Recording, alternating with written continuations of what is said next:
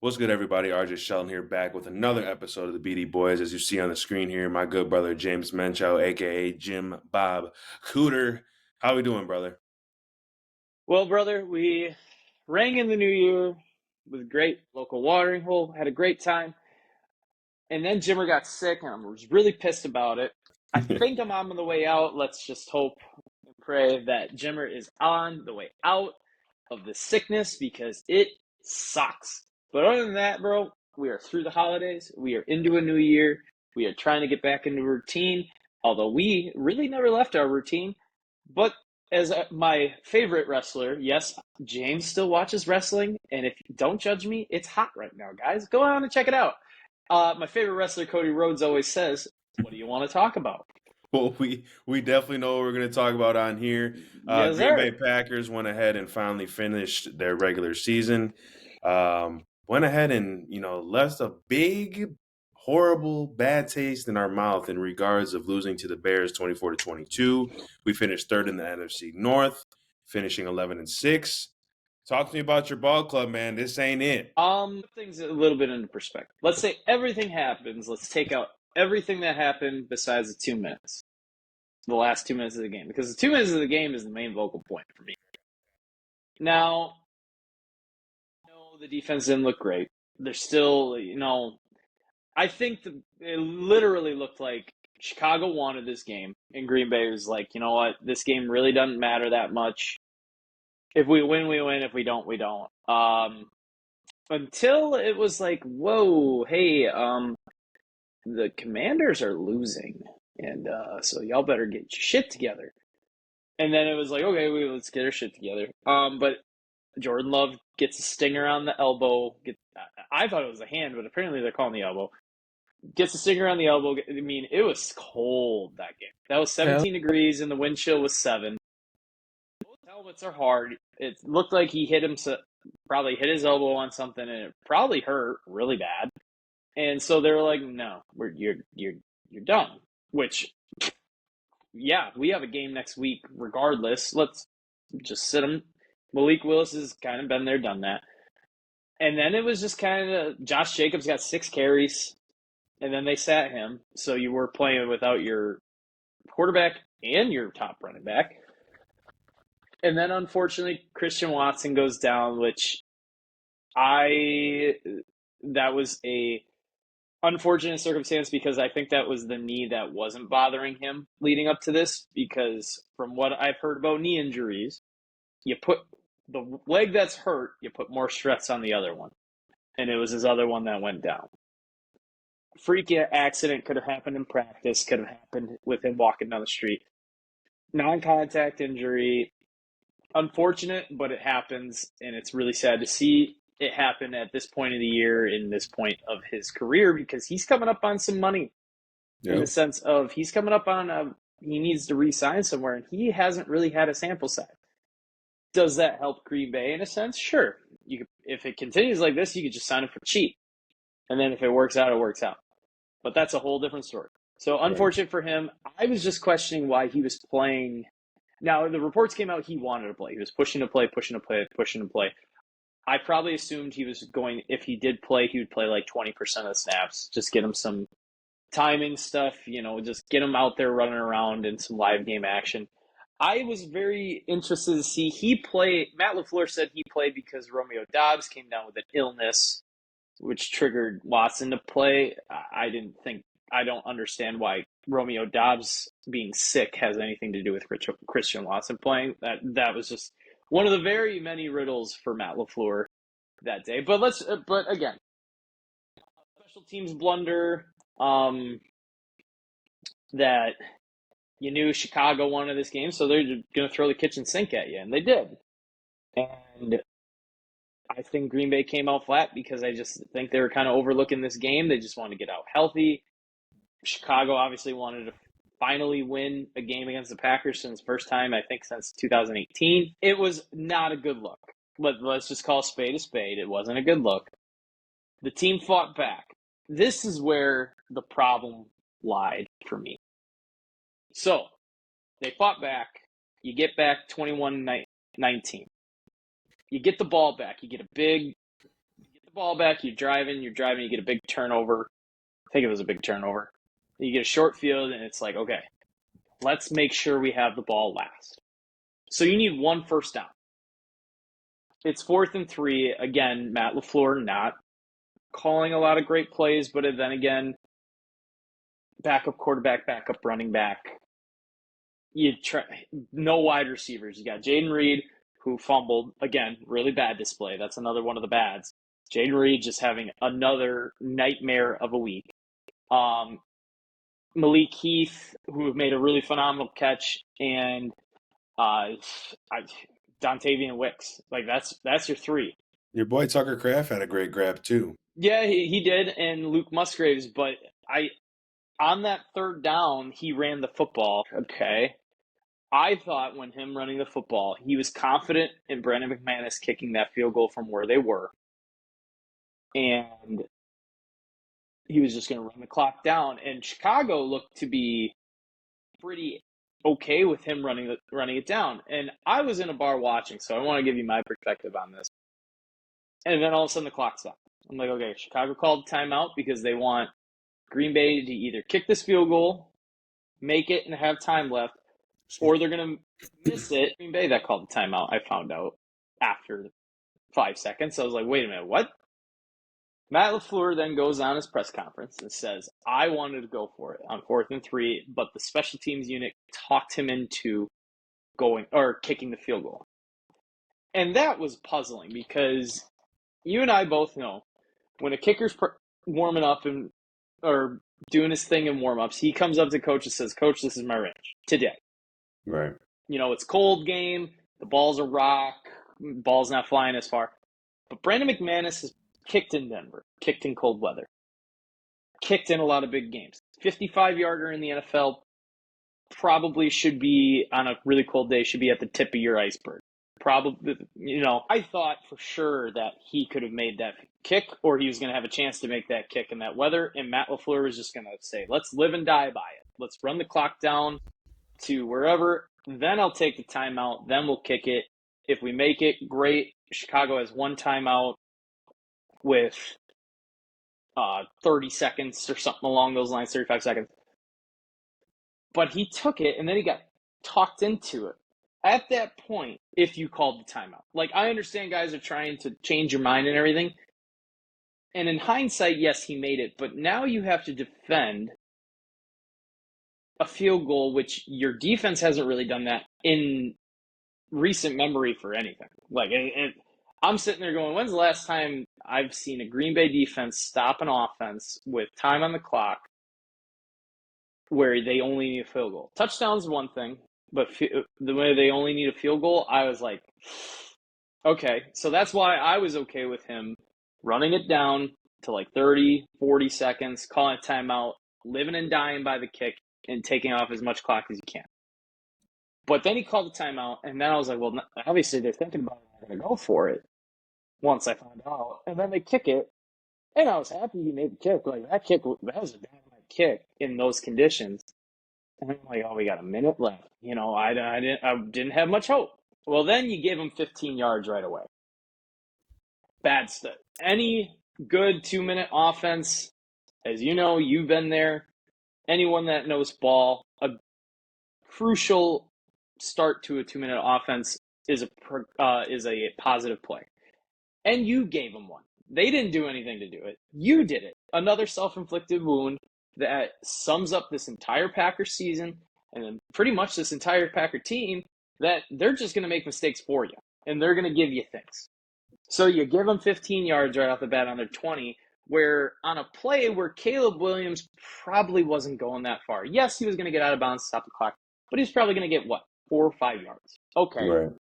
Take it, reset. The guy has the worst offensive line. I mean, he's been sacked 60-something times.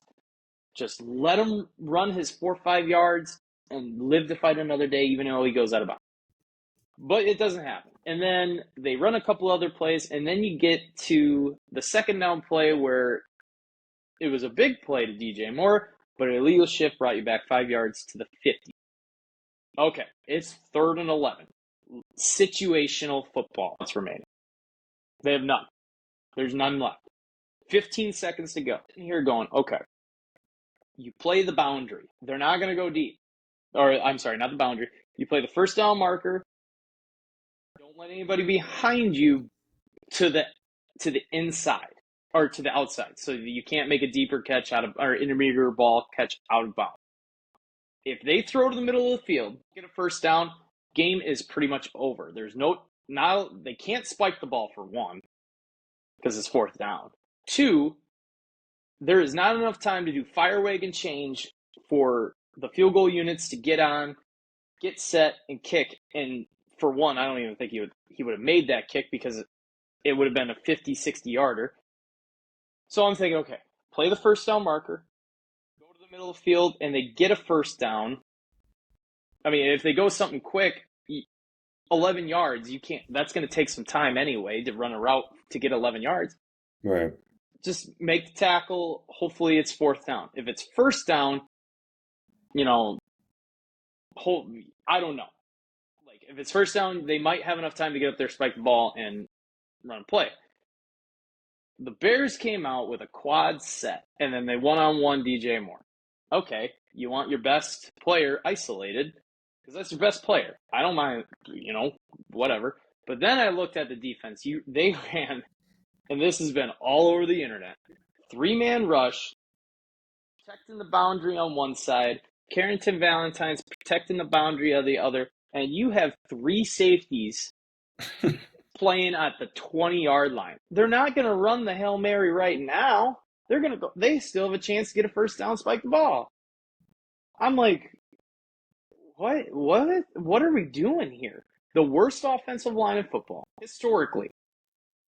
Just run-based defense, rush 4, hell, blitz him. He has to get the ball in 2 seconds. Even if he gives up a short, intermediate, or short throw, make the tackle, and it's fourth down.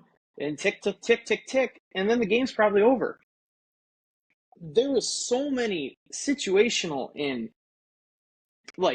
coaching time management errors this game where I'm like, what is going on here? So the point of this game was the last 2 minutes. It literally was. I mean, if none of that happens, if Green Bay, let's say Green Bay does run the time down, kick the field goal and they miss it, I'd have been like, well, they tried a really long field goal. Maybe they didn't do enough to get the first down, so they had the ball last. Fine, perfectly. If they ran it down, the kick it, and they make it, chances are Bears don't get in range to make that field goal, and then we're done making it. They run base defense. There's so many things that situationally that you think some of the best football minds in the world would have been like, well, this is a no-brainer. And they made it look difficult, and then they made themselves look stupid. So this is very concerning. This is extremely concerning how this team, week after week after week, just one gets injured. I mean, the news of Jair Alexander coming out and being out for the season, and then you got Christian Watson, who's now has a torn ACL, who's out for the rest of this year and more than likely next year. And you got Jaden Reed, who's having a nightmare of a season, coughing up fumbles. The Malik Willis, I mean, he's your second-string quarterback. I'm not too worried about that because you hope he's not playing that much. And then you just got receivers not getting open, and offense is coming out looking flat and slow starts. It's a reoccurring theme over and over and over again to the point where now we're heading into the time where it matters. Every point matters, every minute matters. And oh my God, it's not looking good.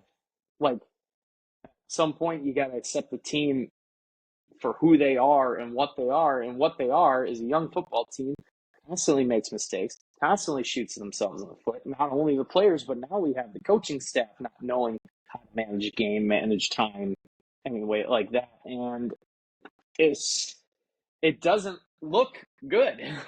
It just doesn't make me very optimistic about a playoff run. It really doesn't. So that's what impressions lasting impressions. And this is you're supposed to be playing your best football at this time of year, or even somewhat trending upward. Green Bay's been trending downward. It might be a very short playoff exit for them this coming week. Yeah, no, I'm 100% with you. I mean, that's definitely a game that you go in, you go ahead and take care of business in the first half, and then you go ahead and get out and get ready for Philly. So let's just get right into it. I mean, you already talked about it. You already said, you don't want to have this type of momentum going into, Mm-hmm. wild card play, but we do have the Eagles. We go ahead and crumple this game up as much as it was terrible to see from a coaching standpoint, And from a player standpoint. one more Yeah, thing on that. You try to crumple it up. There was a lot of reports of really pissed off, like players having some yeah. strong words after that game in the locker room. That's not that. I mean, I don't know. Strong words was the only thing we got, and passionate words was all we got.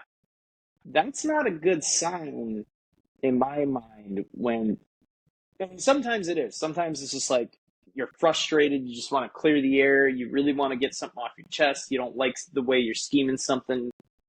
Something along those lines. And that's just after a frustrating loss like this. I don't know how that's going to go when it's like a good or bad thing. When guys are starting to have strong slash passionate words. Passionate's one thing. Passionate can be a really good emotion. Can be you just letting stuff out, and then guys respond to it, can look at it and respond to it. Strong makes me think somebody went after somebody. Like, coach, that was fucking stupid. What the fuck we doing here? Like, why are we running a 3-man rush with three? You basically were playing 8 on 11 in that last play. Why are we running safeties 30 yards from somebody? Strong means somebody might have went after somebody, and that's kind of concerned too, because then guys start agreeing, and then maybe start losing the locker room a little bit. I'm not saying that he's lost the locker room, but after that, it'll be interesting to see how they respond this coming week from all of these strong words and these mishaps in this very frustrating game that they just played.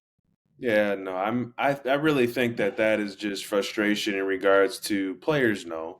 And I Yeah. think LaFleur needs to go ahead and actually feel that from the players. I mean, this has been a situation where the Packers have been in this predicament ever since realistically that he's been at the helm of Mm-hmm. really just having one of those games within the season to go and be like, what the hell are we doing? So Yep. maybe this does fire them up. From my experience of when I've played, we played Eugene, Oregon in Oregon. We had some situations, now I wouldn't say towards what this extent is, but just coaches and players, we were frustrated in regards of what was being called, things like that. I think this is good for obviously the Packers as of right now going in. Like I said, you crumple it up, you go ahead and get after each other, and then you go ahead and you play this Philadelphia team that right now they don't have their quarterback going on. They don't know what's going on. They don't know if he's going to come back. And I don't care what anyone says. It's 0-0 going to the playoffs. So talk to me Mm-hmm. about this game right now from what you think is going to go down. Well, first things first, you got to stop 26 on the other side. You find, thankfully, you now have, I hope, the linebacking core that could take on 26. I think Green Bay fully healthy, with their fully healthy front 7 or front 6, because sometimes spread them out, you got to be a front 6, has a chance to slow down Saquon Barkley. Now, Philadelphia is going to be pulling out some stuff too. Like, it's the playoffs. They're going to throw stuff you've never seen before. They're going to run trick plays, all that kind of crap. But their vocal point is 26, especially if Jalen Hurts is out. If Jalen Hurts is out, Philadelphia are going to be nervous. It's going to be Kenny Pickett, I think. I mean, he didn't play last week either. But then you got to figure out ways. Okay, obviously without a starting quarterback, we're going to pinch the line. We're going to pinch Saquon Barkley. But then you got to do something to protect AJ or to guard AJ Brown. And then you got to deal with Devonta Smith. Because you're without your best cover corner. Usually you could, in that type of scenario with backup quarterback, it's all right, John. You're on an island because we're playing backup quarterback. He can't make the throws deep or what have you to AJ Brown. Then all of a sudden you lock up Devonta Smith. Perfect. But you're without a cover corner. It's bad. Very bad. A.J. Brown kind of torched you last time. Now, yes, it was on a Brazilian soccer field, but it's you got to set the tone early. You got to stop 26. First and foremost, he is the second best rusher, or he's the leading rusher in the NFL, which is kind of surprising considering Derrick Henry's done what he did with Baltimore. I mean, so defensively, I think Green Bay's equipped to stop the run. It's just except Saquon's different, very different. Like Right. you could do whatever you want. He might break a tackle or two, and he might turn 3-yard or tackle for a loss into a 2-yard gain, which could, instead of a 2nd and 13 or a 3rd and 13, it might make it a 2nd or 3rd and 8. Something along those lines where you just got to stop him. You can't let him have those extra yards, but he's going to get his. He's great. So you got to just try to have a plan to stop that, because I think they're going to try to stop that, but then you got to figure out, okay, they're going to throw it over the top of us as well. So it's going to be a challenge because Philadelphia has weapons and a lot of them. So defense is going to have to play a pitch perfect game, like I said last year in Dallas, where the defense did pitch perfect game. Got to pick 6 in the first half. Can you do something? Can you give your offense a short field? If Jalen Hurts does not play, can you do something to confuse the whoever backup quarterback's going to be, whether it be Kenny Pickett or their third stringer, because Kenny Pickett went out 2 weeks ago as well. Can you do something to confuse them, make them throw an interception? Can you cause a fumble? Can someone Can someone rush the goddamn quarterback? Yeah. For the 8th straight week, I've been saying this. Can someone get after the quarterback, maybe get a strip sack, do something? Defensively, that Jeff Hafley's going to throw the kitchen sink, as he usually, like he did in Minnesota. He's going to throw the kitchen sink at Philadelphia. From here on out, you're going to see what Jeff Hafley's made of, because he's down his best cover corner, so he's got to do something. And we tried playing coverage with Green at Minnesota, and we tried doing these 4-man rushes that were exotic in the sense of who's coming, who's not. He's going to throw the entire kitchen sink at Philadelphia. So it may look really good, but I think he's going to have to take some chances because they can't get after it with their top 4 guys. Rashawn Gary is just having a horrible year. Ken Clark, not a very good year. Lucas Van Ness, bad year, looking like a mistake at that draft. Devontae Wyatt's the only guy who's looking like something, and he can't stay on the field healthy. Hopefully he's back on the field. So Edgerrin Cooper is the bright spot, and I think that'll be a really fun matchup to watch, Saquon versus Edgerrin Cooper. We're going to find out what Edgerrin Cooper is made of. He's probably going to be the cover linebacker on Saquon. You saw Philadelphia week 1 use Saquon out of the backfield in the passing game against Isaiah McDuffie, and Isaiah McDuffie is not built for covering running backs out of the backfield. So we'll see if how they line up to see if they get Edgerrin Cooper on him in the passing game, because in the run, Edgerrin Cooper's really good. He had another phenomenal game this past week. So defensively, you got to pitch a perfect game, and offensively, they struggled. Green Bay struggled against the odd man front that Philadelphia runs. They run a 3-4. In their base defense, they're going to be a 5-man front. Usually, obviously, Green Bay faces a lot of 4-man fronts. But the 5-man front, we saw it week 1. Josh Jacobs got off to a really slow start, but then he came around to it. They made some adjustments in the second half, and then he had a really, really good game in the second half. They're going to see that 5-man front again. We're going to see what they do right off the bat. You got to go get points. The reason I think Matt LaFleur's winning these coin tosses and taking the ball right away, because I think he goes, guys, the pressure's on us. We got to go get it right now. We got to go down the field and get points. We got to go, can they go down the field, get points? Because Philadelphia's defense has improved dramatically from week 1 with their 2 rookie corners in Cooper DeJean and that other kid whose name is escaping me, but that kid looks like a stud. Their safeties on the back end look a little iffy, but Zach Bond's having a hell of a year at linebacker. He's probably going to be all pro. I think he made the Pro Bowl. And then you got to deal with that incredible pass rush they have with Jalen Carter and the other Georgia kid that I wanted in the draft last year or 2 years ago instead of Lucas Van Ness. They got just guys all over the place on the defensive line. So the defensive line or the offensive line for Green Bay is going to have a game, because if they don't, and Jordan Love's, and if wide receivers aren't winning one-on-ones, getting open, Jordan Love's going to have a really bad day. So, and for God's sakes, apparently this has become a reoccurring theme. Do not fumble the fucking football. Take care of the damn football. Like, I'm sick of drives looking really, really good, and all of a sudden, no, we just coughed it up. And now our defense has to come up with a stop. So, take care of the ball. It's going to be a dogfight. They're going to be on the road. Maybe they think maybe this is better for them. Instead of being the favorite, I think coming into the season, they heard the noise about how they're one of the better teams in the NFL, along with being the youngest and the bright future they have ahead of them, and yada, yada, yada. And all of a sudden now they're back in the doghouse where some people probably are not believing in them. Maybe they loosen up a little bit. Maybe they're like, you know what?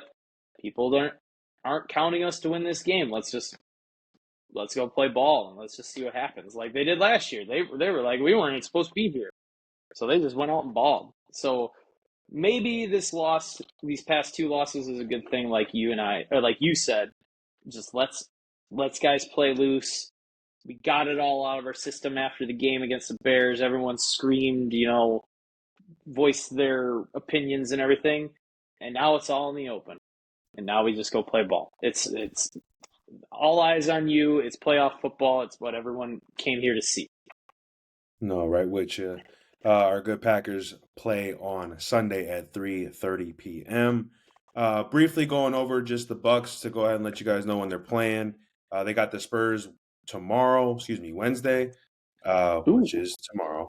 Yeah. But this is always pre-recorded as per Yeah, usual. they'll figure it out. Yes. So They're Wednesday smart. and Friday, and then Friday got the Magic. Badgers went ahead and beat the Rutgers. I think they're Scarlet Knights or whatever, Scarlet Knights, yes, 75-63. They face Minnesota Friday, and that is that is at the going to barn be a or big is that one. in Cole Center? Nope, that's at the Kohl Center. So Okay, that'll be a good one. good basketball games Good on. basketball. Let's move on over to obviously Jim Bob Cooter's picks. We definitely go ahead and got some great little games on, from college football playoffs to NFL playoffs. So let's go ahead and get into it. And obviously you can talk about the games as well as you always do. Texas versus Ohio State. Ohio State is getting -5.5. Ohio State is? Yep. They're the hottest team in the country right now.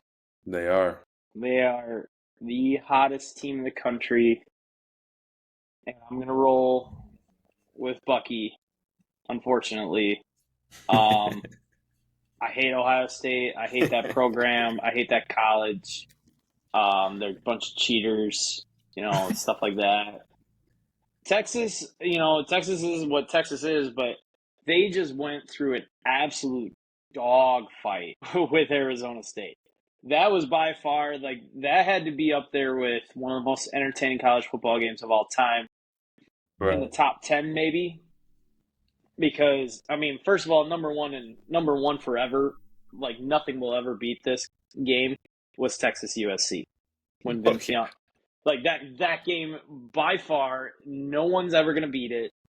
If they do, fantastic, but no one can argue me. I'm dying on this hill. Number one was Texas USC with Reggie Bush, Vince Young, Matt Leinart, all those boys. That was the greatest college football game ever played. This game was very good, very entertaining, where Texas came out, I thought it was going the way I thought the game would go, where Texas, Arizona State would kind of come out and try, be like, hey, we're here, we deserve to be here, and Texas would be like, move over a little bit. Nope, just a little bit. And then Arizona would fight a little bit, and then Texas's talent would eventually take over and yada, yada. That did not. Oh, my God, did it not happen. Arizona State was the fighter that just keeps on getting up after getting knocked down. And then Texas is just like, I don't know what to do anymore. And then obviously 2 really good plays in overtime seal it for Texas. I thought Arizona State got a little robbed in that game. I'm just going to throw that out there.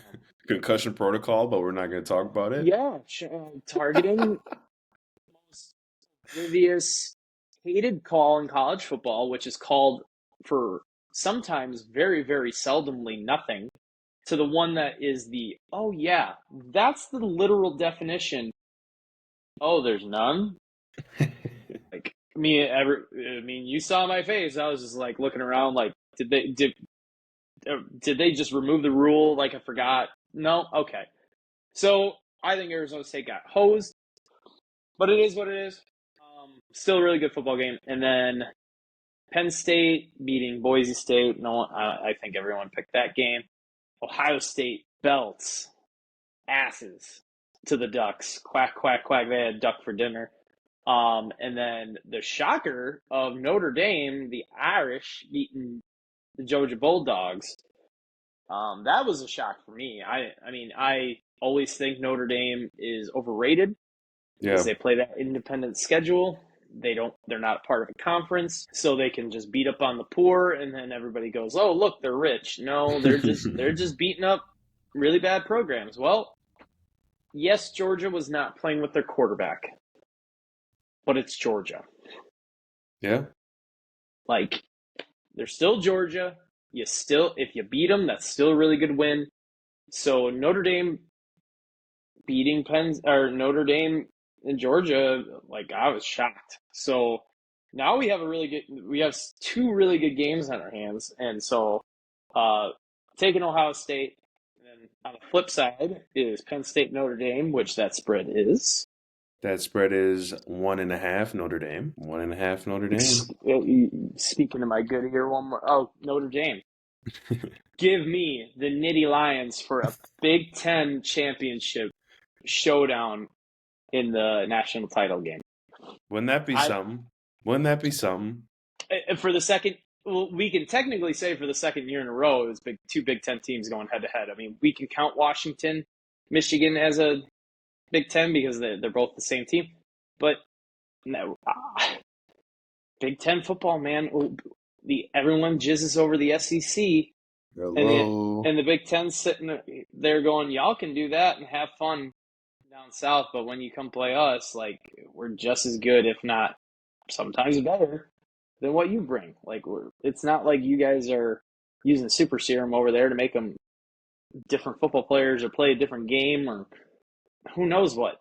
So it's just the SEC is just blown up because it's Nick Saban put that team on the map with Les Miles and all those kids before NIL money. Right. We're going to those schools. And Right. ESPN has their own network, all that shit. So now with NIL money, I said this was going to happen, and this is like NIL money would do this, and I think it's great for the game of college football.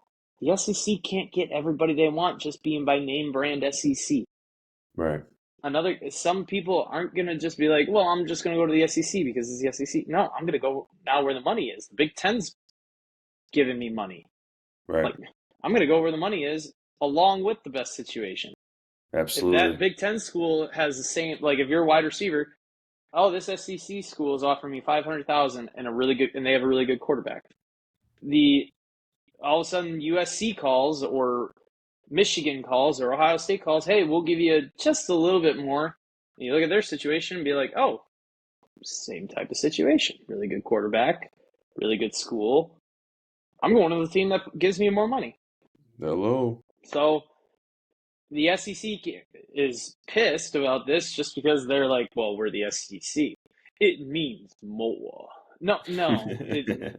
Y'all just from the South, and you think because you play in 80-degree weather year-round and you guys have Southern girls that wear booty, all that shit, think you're better than us. No, I mean, the reason why, because you get beat by Notre Dame, you win how many games in the college football playoff, or not even the playoff, in bowl season this year? Y'all got trounced by Alabama, got trounced by Michigan. Illinois beat South Carolina, which was one of the hotter teams in the country. We could go down the line. I think Missouri beat Iowa. Congratulations. Well, guess what? Nebraska will beat whatever SEC school. Was it Missouri? Or did I just say Missouri? It was somebody. It was Missouri. Was it Missouri? Iowa got beat by an SEC school. I forget who. Ohio State beat Tennessee. And then Texas just got taken to the brink by Arizona State. Georgia just got beat by Notre Dame. Where are you at? Like, is the SEC all that powerful? No. So we're going to have another all Big Ten championship. And I think it's going to be another classic, really good football game. So I'm picking the points on Penn State. I'm picking Ohio State because they're just the hottest team in the country. Absolutely. Let's go ahead and move on over to obviously this great weekend of wild card football in the NFL. First one to start off, you got the Chargers versus the Texans. Chargers are getting -3, and this is USA Today is what I'm going off of. So I saw that line. Chargers are getting -3 in Houston. I'm gonna go because Jim Harbaugh is a psychopath. I'm gonna take the Khakis. I'm gonna take -3 because I think playoff Jim Harbaugh is something different. He's gonna have something up his sleeve. I think the Texans are just too hurt. They're gonna have to get after Justin Herbert. Like Will Anderson and Danielle Hunter are gonna have to get after Justin Herbert for them. I think to win this game. If they start getting after Justin Herbert, then I think Texans can win this game. But I'm gonna take the Khakis on the road. Gotcha. Steelers versus the Ravens. Ravens are getting -9.5 at home. It's gonna be the Ravens. I think the Steelers are basically Green Bay on the other side, on the AFC. They trended up, and the past couple games they've just been going down. Derrick Henry is going to run the ball down their throats. Unfortunately, TJ Watt is not healthy, and I think that really hurts his defense for the Pittsburgh Steelers a lot. But Russell Wilson doesn't look that great. I think Baltimore is just one of the best teams in the AFC all around. So I'm picking what I saw the last time these two teams met recently, and Derrick Henry just trounced them. So I'm going to take the 9.5 on the Broncos versus Bills. The Bills are getting -9, and that one is in Buffalo. I'm going to take the Broncos. I'm going to take the points. This is playoff football. You play to the last whistle. Bo Nix looks really, really good. That Broncos team, that defense is really, really good. I know the Bills are hot. We're a really good offense, hot offense. But it's playoff football. 9's a lot for a team of the Broncos who I think are trending upward. The Bills have the probable MVP in Josh Allen, which I don't agree with. It's Lamar Jackson. It's not even close. But not unfortunately, because not that I hate Josh Allen. Like, it's not like I have anything. Does Josh Allen, was there years where Josh Allen probably deserved the MVP? Yeah, sure. And then he got voted out by somebody else. This year, it's Lamar Jackson. It's not even close. Like, if you really dig into the numbers, Lamar is just absolutely dog walking people in stats. So, but it's probably going to be Josh Allen. It's going to be the narrative vote, unless some heads turn to where, oh wow, it's Lamar Jackson. If Josh Allen comes out and there goes your MVP too. So I'm going to take the Broncos. It's a lot of points. 9 points for a team that is playing pretty well in Denver, even though the Buffalo Bills are probably the favorites in the AFC. Absolutely. And then we got our good Packers versus the Eagles. Eagles are getting -5.5 at home. And that has gone up. It started off at 3.5, I think I saw. Maybe 4, and it's gone up a full point, which means many people have faith in Green Bay. I'm going to make a pick now, but I'm going to keep an eye on this line because if it gets up into the 6, I would take Green Bay. Mm-hmm. But under 6, I'd probably take the Eagles. I just don't like what Green Bay, again, as we've talked about, I just do not like what Green Bay is, how they're looking. They're not trending upward. They're kind of flatlining, if not declining. Not playing their best ball. But we shall see. But I don't like the line under 6 for Green Bay. I like Philadelphia 5. If it jumps to 6, then I would take Green Bay in the points. Commanders versus the Buccaneers. The Buccaneers are getting -3 at home. Washington, you had a great season. They're finding their footing. They're finding things to build around Jaden Daniels. Baker Mayfield right now is slinging it. And Yes, the he is. Buccaneers are just, my goodness. They are putting up points at will right now. So I'm going to pick Tampa only -3 at home. I think the Buccaneers might put up 35 in this game, but Dan Quinn is a defensive genius, so maybe he slows down. But Mike Evans and Baker Mayfield are on the same page again, and when Mike Evans and Baker Mayfield are on the same page, that's a very deadly combo. Mike Evans and anybody is a deadly combo, but like they're putting up a lot of points this past three to 4 games. They're putting up a lot of points. So I'm going to take the Buccaneers -3. Gotcha. Mike Evans has been balling 10 years over 1,000 yards is insane. 11. Or 11. Well, my bad, but It's a lot of yards. you're joining good company in being on the ranks of freaking Jerry Rice. So shout out to him. And then last but not least here, Vikings versus the Rams. The Vikings are getting -1.5. I can't wait for this game. I am so glad. I was hoping. I picked the Vikings to win last week, and they got bounced. So Yeah, I don't know why. And this is the thing, because Lip was on the same thing too. He was like, "Yeah, I just don't know." I'm like, dude, do you know what team you have? For the love of God. I think people forgot, and not saying Lip forgot, because Lip's he's in tune with everything. Right. The Lions got some players back from injury that really helped their defensive woes, like Anzalone or whatever his name is. Dude's a freak. Dude's a psychopath. Yes. Dude's a psychopath. That's another psychopath. He is psychotic. He is bona fide psychotic.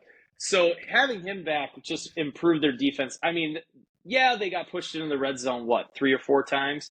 Yeah. And they got 3 stops. Like, come on. Like, that's insane. Got the kneecaps bitten off. Maybe that's their second good team, third good team they've played. And by the way, Minnesota played Los Angeles. I can't remember if they had Puka Nacua and Cooper Kupp back at that game. Can't remember.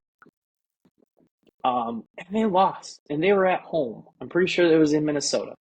Maybe it was in Los Angeles. No, it was in Los Angeles. Well, guess what? They're going back, and they're going to lose again. It's going to be great. They lost. It's 30-20. They're going to lose again, and I'm going to laugh my ever-loving head off. And you know what? I don't even care if Green Bay loses. The talk in Minnesota right now is, oh my God, we're 14-3. Like, we're such a good team, and it's like, no, y'all have been playing. Y'all like Notre Dame. You ain't playing nobody. Same with Green Bay. Like, don't get me wrong, Green Bay had like the same is damn near the same schedule. Y'all didn't play anybody either. So guess what? Y'all getting bounced first round because the Rams actually they look pretty good. They scored 13 points against Arizona, yes, but that's in division games. I'm picking Minnesota. I'm picking Los Angeles to beat Minnesota on the road because I think this team got beat. I think they got exposed last week by a really good Detroit team. Not saying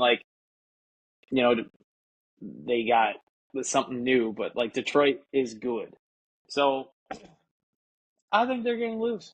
I think they lost, and they're like, man, we could have had the 1 seed. I think they're just going to be a little bit hung up on last week. They're going to want to air it out. Minnesota's going to want to air the ball out. They don't really have much of a running game not because their running game is awful, but because they want to throw the ball. And they don't have a very good offensive line. So if Los Angeles gets after Sam Darnold like Detroit did this past game. You saw what happened. Sam Darnold turned back into, and not because his hair's orange, the proverbial pumpkin that was Cinderella's carriage. So I don't know, my Viking fans. The clock is getting towards midnight on this whole Cinderella run, whatever you want to call it. That's a miracle that you guys are 14-3. They're coming down to it, man. And so I'm gonna pick Los Angeles to win this ball game, and I'm gonna laugh. And if Green Bay wins and Minnesota loses, I'm going to laugh even harder. So, um, that's the picks, man. And I hope if I put money on my picks, I hope I win. But y'all better should just fade my bets. Fade my bets. Write it down. Okay, he's taking that team. I'm going to take the other. Okay, we're going to take the other on that one. So fade my bets. But hopefully, cash out some pretty pennies this weekend, and with a really, really good weekend of football coming up here. Absolutely. Well, with that, everyone, you guys have a wonderful week. Have a great weekend. Like my good brother Jimmer said, tons of football on this weekend, tons of sporting events, but you're going to really see some good quality professional football this week, and which we all adore and love. If you got someone that's never watched football before, sit him in front of the TV and have him watch it, because Get them out from under the rock they're living in. Who knows? But this is going to be some good football. But with that, Jimmer, it's always a pleasure, man. Everybody else, we'll see you next week. Peace Happy out. New Year.